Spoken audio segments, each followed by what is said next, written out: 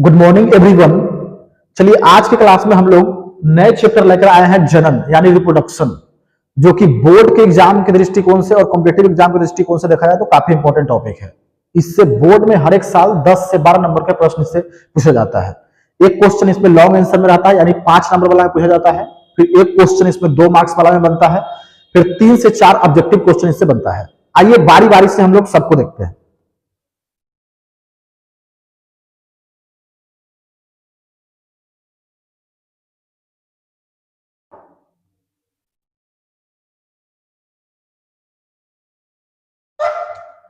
चलिए रिप्रोडक्शन क्या होता है, तो रिप्रोडक्शन को हिंदी में बोलते हैं प्रजनन। क्या बोलते हैं रिप्रोडक्शन को? रिप्रोडक्शन को हिंदी में बोला जाता है प्रजनन। प्रजनन क्या है? तो प्रजनन वह प्रक्रिया है जिसमें जीव जो है अपने जैसे संतान की उत्पत्ति करता है, यानी अपने जैसे बच्चा का पैदा करता है, तो उसको क्या बोलते हैं? उसी को बोलते हैं रिप्रोडक्शन यानी प्रजनन। क्या बोलते हैं उसको? प्रजनन। तो बोलेंगे प्रजनन वह प्रक्रिया है जिसके द्वारा जीव जो है अपने जैसे संतान की उत्पत्ति करता है, तो उसको क्या बोलेंगे? उसको बोलते हैं प्रजनन। अच्छा, प्रजनन क्यों जरूरी है? तो प्रजनन जो है जीव के अस्तित्व को बचाए रखने के लिए जरूरी है। क्यों जरूरी है? अगर आप लोगों से पूछा जाए कि प्रजनन क्यों जरूरी है, तो प्रजनन जो होता है जीव के अस्तित्व को बचाने के लिए क्या है? प्रजनन जो है जरूरी है। चाहे जीव को विलुप्त होने से बचाने के लिए प्रजनन जरूरी है। अब इसके बाद कह रहा है क्यों प्रजनन आवश्यक है? Why is reproduction necessary? तो सभी जीवों को जीवित रहने के लिए प्रजनन करना क्या है? आवश्यक है। यह एक जैविक प्रक्रिया है जिसके अंतर्गत जीवित जीव ऐसी संतान पैदा करते हैं जो आनुवांशिक रूप से क्या हो? उनके समान होता है। अब इसके बाद अगला है कि प्रजनन न होने पर क्या होता है? तो यदि प्रजनन नहीं होगा तो पृथ्वी पर कोई भी जीव क्या नहीं रहेगा? जीवित नहीं रहेगा, और सभी जीव क्या हो जाएगा? विलुप्त हो जाएगा। तो अगर पूछा जाए कि प्रजनन क्या है, तो बोलेंगे प्रजनन वह प्रक्रिया है जिसमें जीव जो है अपने जैसे संतान की उत्पत्ति करता है। उसको क्या बोलते हैं? उसको बोलते हैं प्रजनन यानी रिप्रोडक्शन बोला जाता है। क्या बोलाता है उसको? उसको बोला जाता है रिप्रोडक्शन। जैसे कुत्ता है तो कुत्ता क्या करेगा? अपने जैसे संतान की उत्पत्ति करेगा। मनुष्य है तो मनुष्य क्या करेगा? अपने जैसे संतान की उत्पत्ति करेगा। फिर इसके बाद बकरी है तो बकरी क्या करेगा? अपने जैसे संतान की उत्पत्ति करेगा। तो अपने जैसे संतान की उत्पत्ति करता है उसको क्या बोलते हैं? प्रजनन। अगर पूछेगा कि प्रजनन क्यों आवश्यक है, तो जीवों के अस्तित्व को बचाए रखने के लिए क्या है? प्रजनन जो है जरूरी है। क्या बोलेंगे कि जीवों को जीवित रहने के लिए क्या है? प्रजनन जरूरी है। अगर जीव जो है जीवित, यदि किसी भी जीव में प्रजनन नहीं होगा तो उसका वंश आगे नहीं बढ़ेगा और उसका प्रजाति जो है आगे चलेगा नहीं, और उसका जो अति जो है क्या बोलते हैं उसको प्रजाति जो होगा क्या होगा? धीरे धीरे विलुप्त होने लगेगा।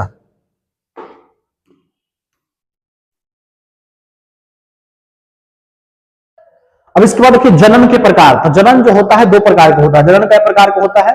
जनन जो होता है 2 प्रकार का होता है। पहला है अलैंगिक जनन और दूसरा है लैंगिक जनन। पहला क्या है? पहला है अलैंगिक जनन, दूसरा क्या है? लैंगिक जनन। अलैंगिक जनन को इंग्लिश में बोलते हैं एसेक्सुअल रिप्रोडक्शन, फिर इसके बाद लैंगिक जनन को बुलाता है सेक्सुअल रिप्रोडक्शन। अब अलैंगिक जनन क्या होता है? तो बोलेंगे यह जनन की वह विधि है। क्या है? यह जनन की वह विधि। अलैंगिक जनन क्या होता है? तो बोलेंगे यह जनन की वह विधि है जिसमें नर या मादा में से कोई एक भाग लेता है, यानी मेल या फीमेल में से कोई एक भाग लेता है, तो उसको क्या बोलते हैं? उसी को बोलते हैं अलैंगिक जनन। नर मतलब होता है पुरुष। नर मतलब क्या होता है? पुरुष। मादा मतलब क्या होता है? मादा मतलब होता है स्त्री।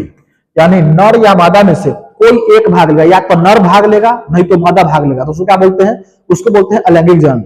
अलैंगिक जनन जो होता है त्वरित विधि होता है इसमें, यानी कि इसमें प्रजनन की प्रक्रिया जो होता है फास्ट होता है। क्या होता है? त्वरित विधि होता है। दूसरा बोल सकते हैं कि इसमें युग्मक का निर्माण नहीं होता। अब युग्मक क्या होता है? जिसमें देखिए जैसे सेक्सुअल रिप्रोडक्शन मेल से क्या निकलता है? तो मेल से निकलता है स्पर्म यानी शुक्राणु निकलता है। फीमेल से क्या निकलता है? तो फीमेल से निकलता है ओवम। मेंस्ट्रुएशन साइकिल के दौरान, मेंस्ट्रुएशन साइकिल के बाद क्या निकलता है? ओवम निकलता है यानी अंडाणु निकलता है। पुरुष से क्या निकलता है? यानी स्पर्म निकलता है, जिसको सीमेन बोलते हैं। क्या बोलते हैं? वीर्य बोलते हैं, शुक्राणु बोलते हैं।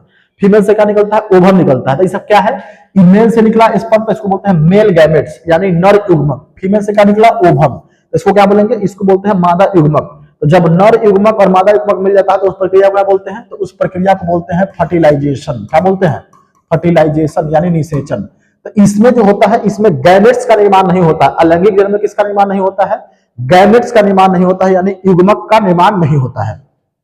अगर पूछा जाए कि अलैंगिक जनन किसको बोलते हैं, तो बोलेंगे यह जनन के प्रकार है जिसमें नर या मादा में से कोई एक भाग लेता है, उसको क्या बोलेंगे? अलैंगिक जनन बोलेंगे।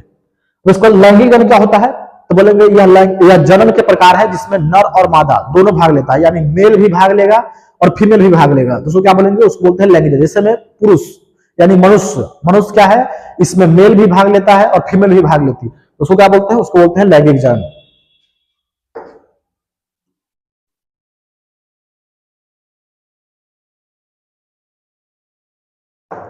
अब इसके बाद देखिए अलैंगिक जनन के प्रकार। तो अलैंगिक जनन जो होता है 6 प्रकार का होता है। अलैंगिक जनन कई प्रकार का होता है, 6 प्रकार के। पहला है विखंडन, दूसरा है मुकुलन, तीसरा है पुंजरण, चौथा क्या है कायिक प्रबंधन, पंचमा क्या है, पंचमा है खंडीकरण, छठा क्या है, छठा है स्पोर फॉर्मेशन यानी बीजाणु निर्माण। इंग्लिश में इसको क्या बोलेंगे, इंग्लिश में बोलेंगे इसको विखंडन, दूसरा को बोलेंगे मुकुलन, तीसरा को बोलते हैं पुंजरण, चौथा को क्या बोलते हैं, चौथा को बोलते हैं वेजिटेटिव प्रोपागेशन यानी कायिक प्रबंधन, पंचमा को क्या बोलते हैं फर्मेंटेशन यानी खंडीकरण, छठा क्या है स्पोर फॉर्मेशन यानी बीजाणु निर्माण। तो अगर पूछा जाए कि अलैंगिक जनन कई प्रकार का होता है, तो अलैंगिक जनन जो होता है 6 प्रकार का होता है। पहला है फ्यूजन यानी विखंडन, दूसरा है बर्डिंग यानी मुकुलन, तीसरा है रीजनरेशन यानी पुनर्जनन, चौथा क्या है वेजिटेटिव प्रोपागेशन यानी कायिक प्रबंधन या कायिक प्रजनन, पंचमा क्या है फर्मेंटेशन यानी खंडीकरण, छठा क्या है स्पोर फॉर्मेशन यानी बीजाणु निर्माण। चलिए क्या है, पहला है फ्यूजन। पहला प्रकार कौन है, फ्यूजन, यानी इसको हिंदी में बोलते हैं विखंडन। क्या बोलते हैं, विखंडन। यह एक प्रकार के क्या होता है, तो यह एक प्रकार के अलैंगिक जनन होता है। विखंडन क्या होता है, विखंडन जो होता है एक प्रकार के अलैंगिक जनन होता है जिसमें एक जीव, मान लीजिए कोई एक जीव है, एक जीव 2 या 2 से अधिक जीव या कोशिका में विभाजित होता है। बोलेंगे विखंडन क्या है, तो बोलेंगे विखंडन यह एक प्रकार का अलैंगिक जनन है जिसमें से एक जीव या कोशिका विभाजित होकर 2 या 2 से अधिक कोशिका या जीव का निर्माण करता है, उसको क्या बोलते हैं, विखंडन बोलते हैं। क्या बोलते हैं, विखंडन।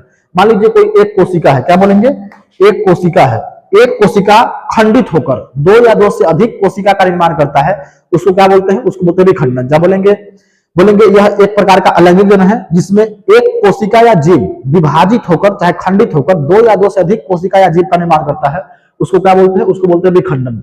एग्जाम्पल में याद रखेंगे अमीबा, बैक्टीरिया, पैरामीशियम, इसके एग्जाम्पल से जो है एग्जाम में क्वेश्चन रहता है। इसका है प्रोटोजोआ, इसका है मलेरिया, इसका है प्लाज्मोडियम। इस सारा क्या है, इस सारा जो है फ्यूजन का एग्जाम्पल है यानी विखंडन का एग्जाम्पल है। विखंडन जो होता है 2 प्रकार का होता है, एक होता है द्विखंडन, एक होता है बहुखंडन, यानी बाइनरी फ्यूजन और मल्टीपल फ्यूजन। अब बाइनरी फ्यूजन क्या होता है यानी द्विखंडन क्या होता है, तो मान लीजिए एक कोशिका या जीव दो कोशिका या जीव में विभाजित हो जाता है, तो उसको क्या बोलते हैं, उसको बोलते हैं द्विखंडन। क्या बोलेंगे, उसको द्विखंडन। बहुखंडन किसको बोलेंगे, एक कोशिका या जीव, बोलेंगे एक कोशिका, जब एक कोशिका या जीव 2 या 2 से अधिक कोशिका या जीव में विभाजित हो जाता है, तो उसको क्या बोलेंगे, उसको बोलते हैं द्विखंडन। तो विखंडन कई प्रकार के होता है, तो विखंडन जो होता है 2 प्रकार का होता है। पहला है द्विखंडन, दूसरा है बहुखंडन, यानी बाइनरी फ्यूजन, दूसरा क्या है मल्टीपल फ्यूजन। द्विखंडन क्या होता है, तो द्विखंडन जो होता है यह विखंडन का प्रकार है। किसका प्रकार है, विखंडन का प्रकार है, जिसमें एक कोशिका या जीव, क्या बोलेंगे, जिसमें एक कोशिका या जीव विभाजित होकर 2 कोशिका या जीव का निर्माण करता है, उसको क्या बोलते हैं, द्विखंडन।